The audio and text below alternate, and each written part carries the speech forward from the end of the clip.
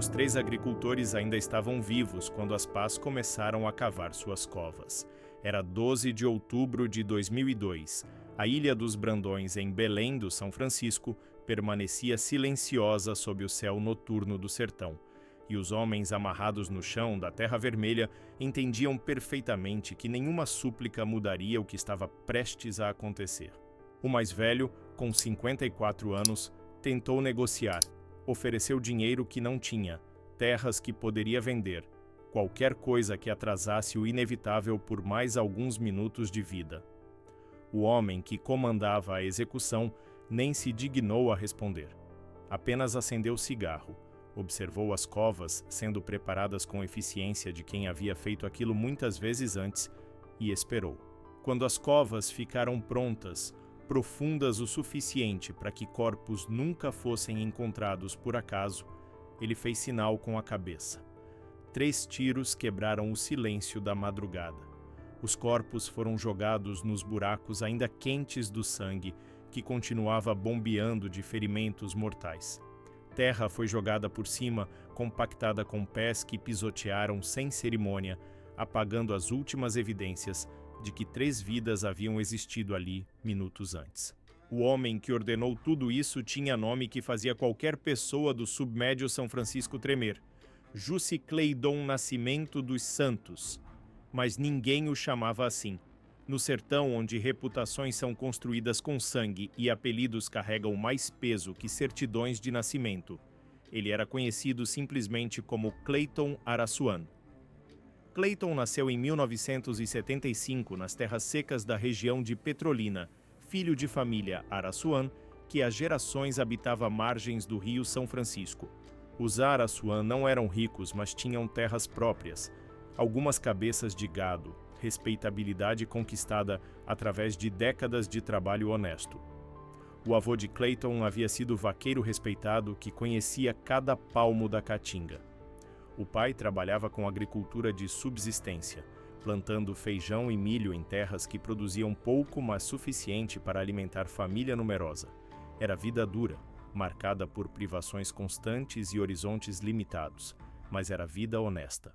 Cleiton cresceu ouvindo histórias de dignidade no trabalho, mas olhava ao redor e via apenas miséria sem fim, ciclo perpétuo de pobreza que engolia gerações inteiras sem oferecer nenhuma saída real. O submédio São Francisco nos anos 1980 e início dos 1990 era território onde o Estado brasileiro existia apenas nominalmente. Governo federal e estadual tratavam região como problema distante demais para merecer recursos, isolado demais para gerar preocupação política. Escolas funcionavam em condições precárias quando funcionavam. Hospitais eram praticamente inexistentes. Polícia era conceito abstrato. Delegacias operavam com equipamentos obsoletos e poucos agentes que preferiam ignorar crimes a arriscar vidas investigando grupos armados que controlavam o território. Nesse vácuo de autoridade, prosperavam homens dispostos a tomar o que queriam pela força. A década de 1990 marcou a explosão do tráfico de maconha no que ficou conhecido como Polígono da Maconha, região que abrangia municípios de Pernambuco e Bahia ao longo do Rio São Francisco. Condições climáticas eram perfeitas para cultivo de cannabis sativa. Terra era barata e abundante. Fiscalização era praticamente inexistente. População desesperadamente pobre fornecia mão de obra disposta a trabalhar em plantações ilegais por salários que, embora modestos para padrões do tráfico, eram múltiplos de qualquer trabalho legítimo disponível.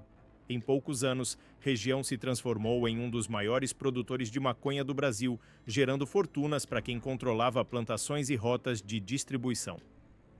Cleiton Araçuan tinha apenas 15 anos quando teve primeiro contato real com o mundo do tráfico. Começou como trabalhador em plantações clandestinas estabelecidas por membros mais velhos da família que haviam percebido oportunidade lucrativa. O trabalho era duro, sob sol escaldante do sertão, mas pagava 10 vezes mais que qualquer alternativa. Cleiton era inteligente, observador, ambicioso. Não se contentava em ser apenas trabalhador braçal. Observava como operações eram organizadas, como segurança era mantida, como o produto era transportado, como o dinheiro fluía. Fazia perguntas, absorvia informações, construía mentalmente mapa de toda a estrutura do tráfico regional. Em 1992, quando tinha apenas 17 anos, Clayton já havia ascendido dentro da organização familiar. Não era mais trabalhador nas plantações, mas coordenador que supervisionava equipes, garantia que colheitas acontecessem no tempo certo, resolvia problemas de segurança. Demonstrava talento natural para liderança e, mais preocupante, demonstrava também falta completa de escrúpulos quando violência era necessária. Quando o trabalhador roubou parte da colheita para vender por conta própria, Clayton pessoalmente executou o homem com um tiro na nuca, deixando o corpo exposto como aviso para outros que considerassem traição similar. Tinha 17 anos e já havia cruzado linha que separa pessoas comuns de assassinos. A transformação de Clayton de trabalhador do tráfico em líder criminoso temido aconteceu gradualmente ao longo dos anos 1990. À medida que a família Araçuan expandia operações, Clayton assumia responsabilidades maiores, coordenava múltiplas plantações, negociava com atravessadores que compravam maconha para revender em grandes centros urbanos, estabelecia esquemas de suborno com policiais locais, resolvia disputas com grupos rivais. E sempre que resolução requeria violência, era Clayton quem executava ou ordenava execuções. Sua reputação de brutalidade crescia proporcionalmente ao seu poder dentro da organização. Em 1995, a família Araçuan controlava a operação sofisticada que incluía dezenas de plantações espalhadas por ilhas e fazendas isoladas ao longo do Rio São Francisco, esquema de transporte usando barcos e caminhões, conexões com distribuidores em Recife, Salvador e até São Paulo. Clayton, aos 20 anos, era efetivamente o braço operacional da família, o homem que garantia que operações funcionassem suavemente e que problemas fossem eliminados rapidamente. O dinheiro que fluía era astronômico comparado aos padrões de pobreza regional. Clayton comprou casa grande em Petrolina, veículos novos, roupas caras, ostentava riqueza como troféu, símbolo visível de sucesso que atraía jovens desesperados querendo seguir seus passos. Mas prosperidade no mundo do crime atrai não apenas admiração, mas também inveja e rivalidade. A família Bem-vindo, que também operava no tráfico de maconha na mesma região, observava a ascensão dos Araçuan com crescente hostilidade. Os Bem-vindo, liderados por Chico Bem-vindo, haviam dominado o crime organizado local por anos. Viam Araçuan como invasores, novatos arrogantes que precisavam ser colocados em seus lugares. Tensões vinham se acumulando desde o início dos anos 1990, pequenos conflitos sobre territórios de cultivo, disputas sobre lealdades de trabalhadores, competição por rotas de transporte e mercados consumidores. A guerra aberta entre Araçuan e Bem-vindo começou em 1996, quando disputa sobre fazenda, estrategicamente localizada perto do rio, escalou para a violência. Chico Bem-vindo queria arrendar a propriedade para estabelecer nova plantação. Clayton Araçuan também queria as mesmas terras. O proprietário, fazendeiro de 62 anos chamado Sebastião Moraes, ficou no meio, pressionado por ambos os lados. Tentou negociar, propôs dividir a propriedade, ofereceu arranjos alternativos, nenhum lado aceitou. Para Clayton e Chico, não era apenas sobre aquela fazenda específica, mas sobre princípio de dominação territorial. Quem controlasse aquela propriedade demonstraria superioridade, fraqueza do oponente, direito de ditar termos futuros. Sebastião Moraes foi encontrado morto em sua própria fazenda em março de 1996, corpo crivado com 15 tiros. Nunca ficou definitivamente claro qual lado o executou, cada família culpando a outra. Mas resultado foi mesmo independentemente de quem puxou o gatilho. A fazenda virou zona de guerra, ambos os lados reivindicando o controle, ambos dispostos a matar para manter ou conquistar território. Nos meses seguintes, 5 homens ligados aos Araçuan foram assassinados. 6 ligados aos Bem-vindo morreram em retaliação. Cada morte demandava vingança. Cada vingança gerava contra-vingança. espiral descendente de violência se autoalimentava, ganhando momentum que nenhum dos lados conseguia ou queria parar. Clayton Araçuan revelou-se comandante brutal e eficaz nessa guerra. Não tinha hesitação em ordenar execuções, não demonstrava remorso por mortes que causava, não reconhecia limites sobre quem poderia ser alvo. Quando o irmão de Chico Bem-vindo foi emboscado e morto na estrada em 1997, foi Clayton quem planejou e executou a operação. Utilizou 3 atiradores posicionados em pontos estratégicos, transformando a estrada isolada em campo de extermínio. Quando família Bem-vindo retaliou atacando casa de primo de Clayton e matando esposa e 2 filhos pequenos, Clayton respondeu invadindo o velório de membro da família Bem-vindo e atirando em 5 pessoas presentes, transformando cerimônia fúnebre em massacre que seria lembrado por anos. A violência escalou a níveis que chocaram até população acostumada com crime e impunidade. Em 1998, Clayton liderou ataque a bar em Petrolândia, onde sabia que membros da família Bem-vindo estariam bebendo. Entraram atirando sem aviso, mataram 4 homens e feriram 6 outros, incluindo 2 que não tinham qualquer conexão com as famílias em guerra, apenas comerciantes locais jogando dominó.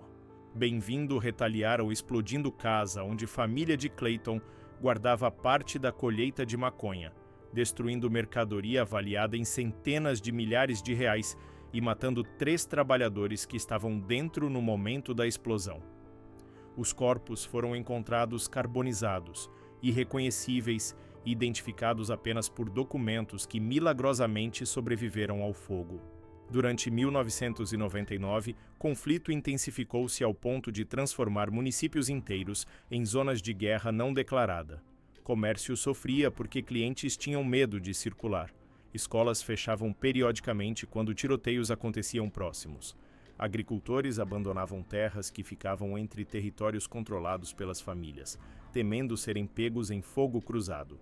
Autoridades locais, quando não estavam sendo subornadas, simplesmente fingiam não ver, incapazes ou não dispostas a intervir em conflito que havia ultrapassado sua capacidade de controle. Em dezembro de 1999, Polícia Federal finalmente intensificou esforços para desmantelar operações de tráfico no Polígono da Maconha. Operação coordenada envolvendo dezenas de agentes federais mirou líderes principais de ambas as famílias.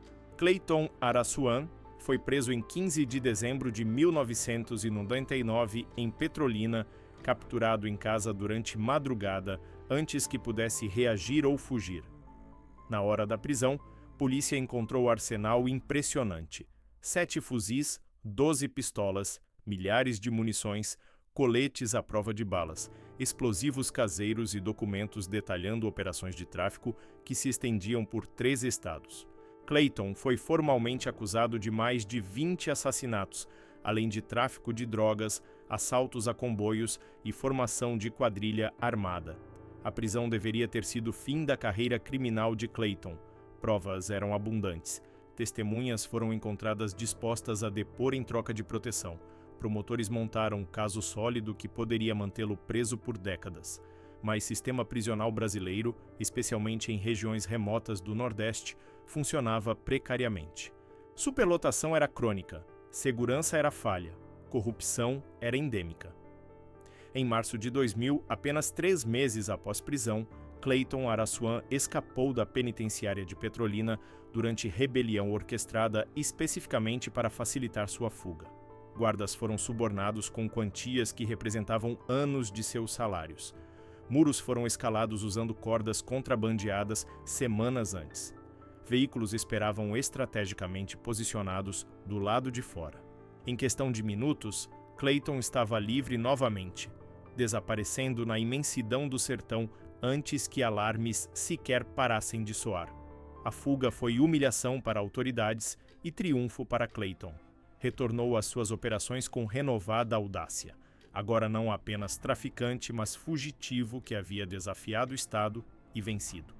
Sua reputação cresceu exponencialmente. Jovens do sertão o viam como herói antissistema, Homem que enfrentava governo corrupto e ineficaz e conseguia prosperar apesar de todos os obstáculos. Recrutamento para suas operações aumentou dramaticamente. Dinheiro continuou fluindo em volumes que permitiam comprar lealdades e silêncios necessários para operar livremente. E guerra com Bem-vindo continuou com intensidade que, se possível, superava níveis anteriores. Entre 2000 e 2002, conflito entre Araçuã e Bem-vindo atingiu pico de carnificina que tornou a região uma das mais violentas do Brasil. Estatísticas oficiais, sempre subnotificadas em áreas rurais remotas, registraram mais de 80 homicídios diretamente ligados à Guerra das Famílias. O número real era provavelmente o dobro quando se contabilizava mortes não reportadas, desaparecimentos nunca investigados, execuções sumárias cujos corpos jamais foram encontrados. Não eram mais apenas execuções isoladas de combatentes, eram massacres de famílias inteiras, ataques a comunidades, destruição sistemática de qualquer pessoa ou propriedade associada ao lado inimigo. Clayton Araçuã, livre e cada vez mais paranoico após anos de violência constante, via ameaças em todos os lugares. Executava pessoas baseado em suspeitas não confirmadas. Ordenava mortes por ofensas triviais ou imaginárias. Transformou-se em figura que população local temia visceralmente, mais que qualquer autoridade oficial, porque autoridades, ao menos, seguiam procedimentos previsíveis, enquanto Clayton era completamente imprevisível em sua brutalidade. O massacre na Ilha dos Brandões, em 12 de outubro de 2002, foi exemplo perfeito de como a crueldade de Clayton havia atingido níveis de monstruosidade pura. Os 3 agricultores executados e enterrados em covas rasas não eram criminosos, não eram combatentes, não tinham conexão conhecida com família Bem-vindo. Eram apenas trabalhadores rurais que tiveram azar de estar em propriedade que Clayton suspeitava estar fornecendo suprimentos para inimigos. Não houve julgamento, não houve investigação para confirmar suspeitas. Clayton ordenou execução sumária baseado em paranoia e lógica brutal de eliminar qualquer possível apoio ao inimigo, mesmo que baseado em rumores vagos trazidos por informante de confiabilidade duvidosa.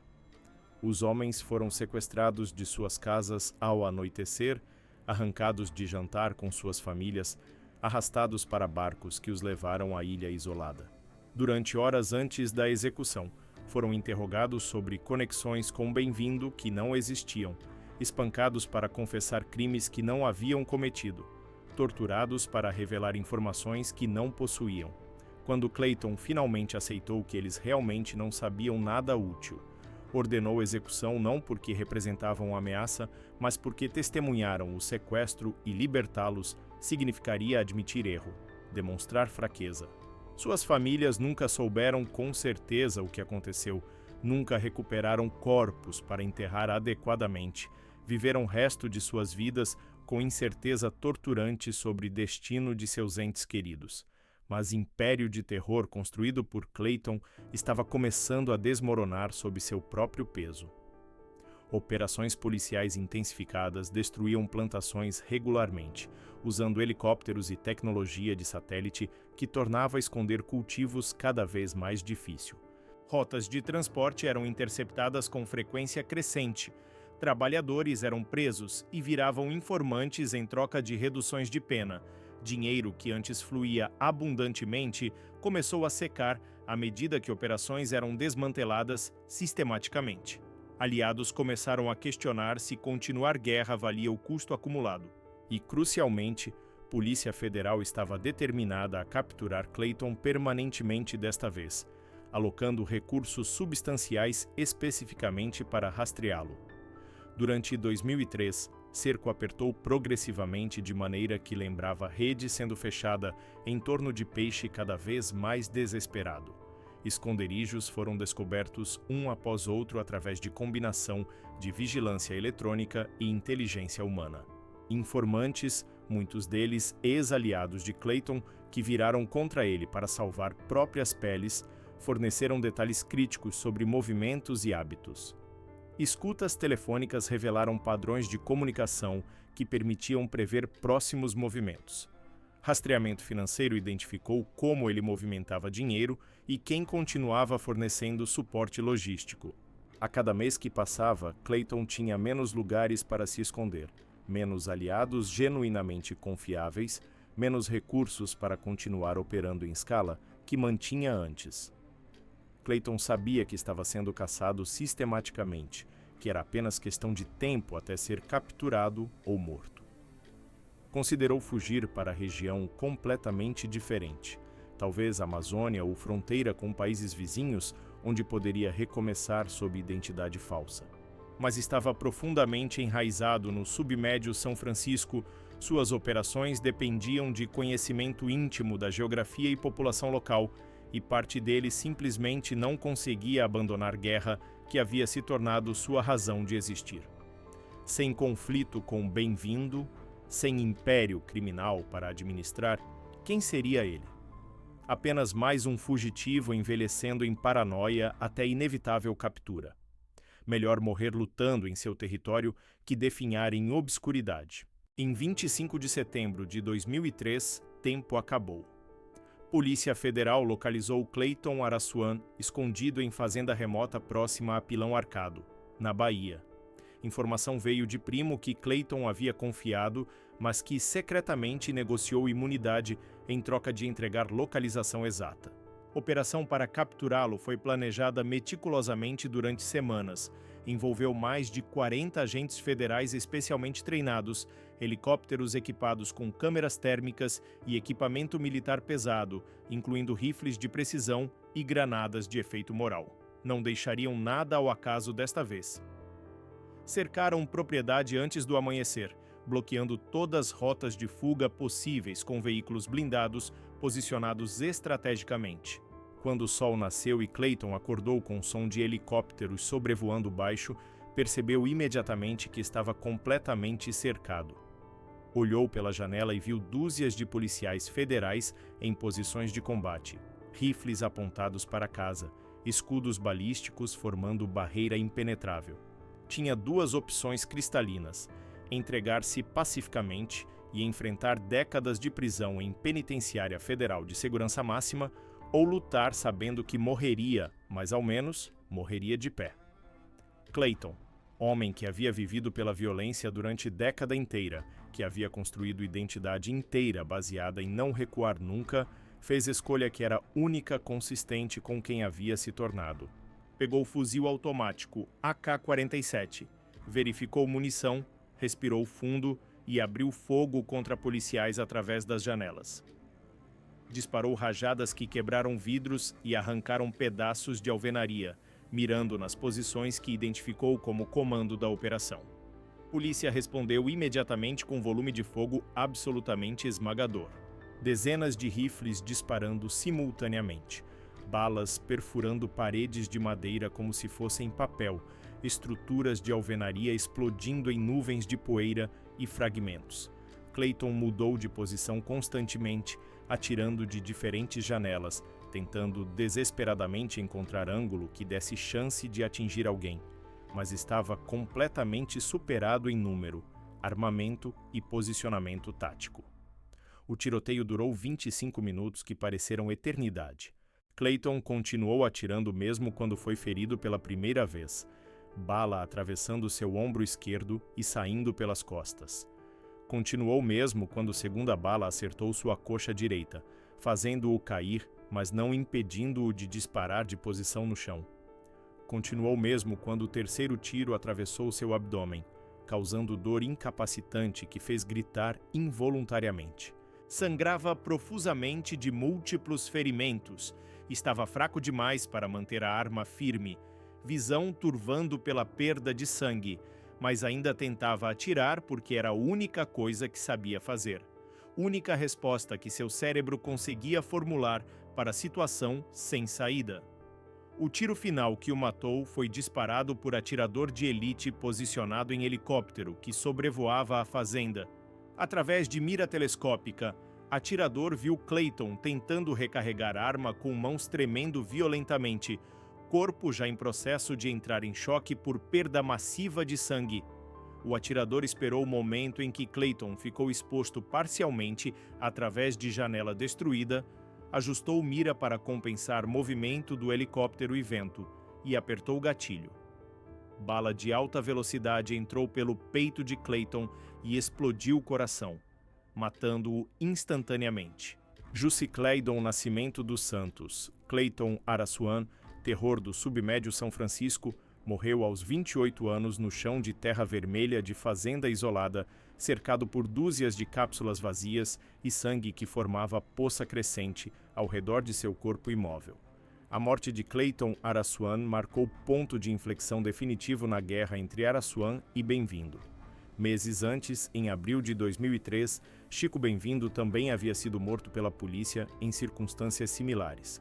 Com ambos líderes principais eliminados, guerra perdeu dramaticamente sua intensidade.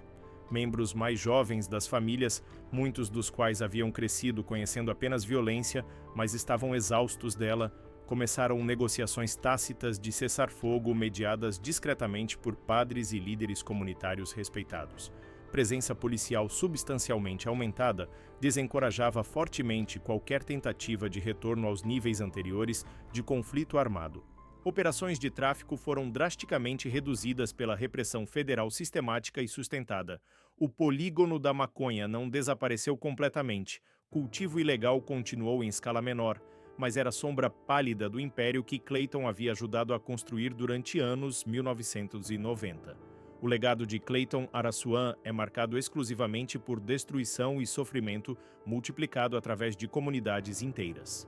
Durante sua década de atividade criminal, foi diretamente responsável por pelo menos 20 assassinatos confirmados por evidências forenses e testemunhos, número real provavelmente excedendo 40 quando se contabiliza mortes que ordenou, mas não executou pessoalmente.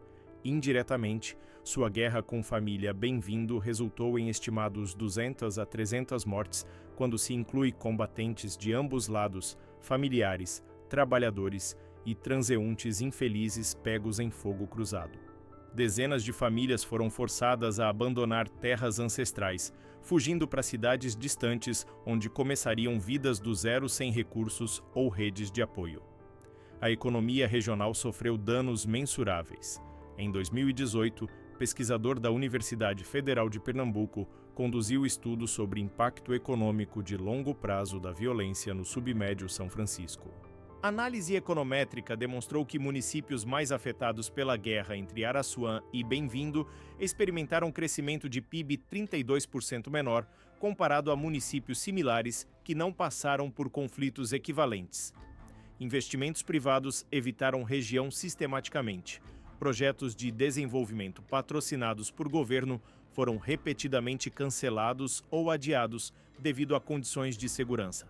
Geração inteira de empreendedores potenciais ou migrou para cidades maiores ou nunca desenvolveu negócios que poderiam ter criado emprego e riqueza localmente. No cemitério de Petrolina, não há túmulo marcado para Clayton Araçuan. Família, profundamente envergonhada por suas ações e legitimamente temendo retaliação de inimigos restantes ou mesmo ação de vigilantes, optou por enterrá-lo anonimamente em sepultura, sem qualquer identificação. Não há lápide de mármore, não há nome gravado, não há data de nascimento ou morte. Não há reconhecimento público de que ali jaz homem que foi um dos criminosos mais procurados do Nordeste. É apagamento deliberado, tentativa de remover da memória coletiva alguém cujo legado é exclusivamente manchado por sangue inocente. Mas apagamento completo é impossível na prática. Cicatrizes que Clayton deixou são profundas demais, permanentes demais. Mães órfãs de filhos ainda visitam túmulos de suas vítimas. Viúvas envelhecem sozinhas porque maridos foram assassinados em conflito que não escolheram. Crianças que testemunharam violências gráficas carregam traumas psicológicos que manifestam em pesadelos recorrentes, ansiedade crônica, dificuldades severas em formar relacionamentos de confiança. Estudos psicológicos conduzidos na região demonstram prevalência de PTSD 3 vezes superior à média nacional, correlacionando diretamente com exposição aos anos mais violentos da guerra.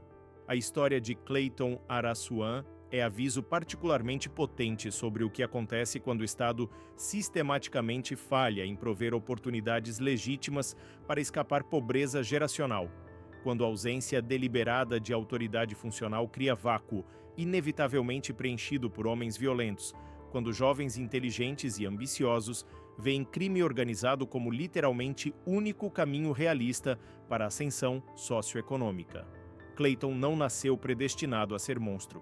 Nasceu em condições de miséria estrutural que ofereciam alternativas extremamente limitadas, mas escolhas específicas que fez, abraçar violência como ferramenta primária, escalar brutalidade sistematicamente, eliminar qualquer vestígio de empatia que poderia ter freado suas ações mais extremas, transformaram-no em símbolo perturbador do pior que seres humanos são capazes quando o poder descontrolado encontra ausência total de accountability legal ou moral.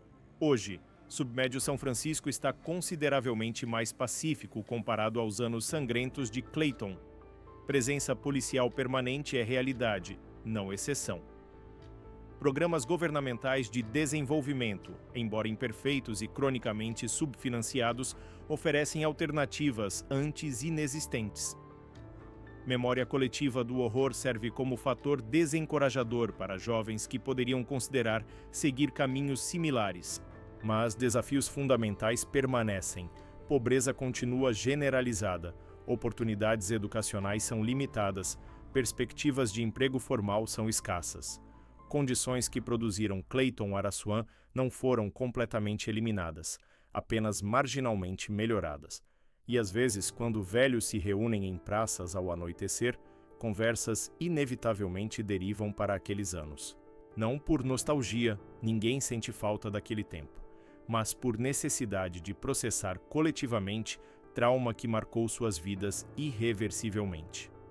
Falam em vozes baixas sobre Clayton, sobre Chico Bem-vindo, sobre todos os que morreram. Contam histórias que servem como advertências para jovens que não viveram aquilo, que não entendem completamente o que aqueles nomes significavam, o terror visceral que inspiravam, o sangue que suas escolhas derramaram sobre terra que deveria ter sido usada para cultivar alimentos, não enterrar cadáveres. Clayton Araçuan está morto há mais de 20 anos. Corpo apodrecido há muito tempo em cova anônima que ninguém visita.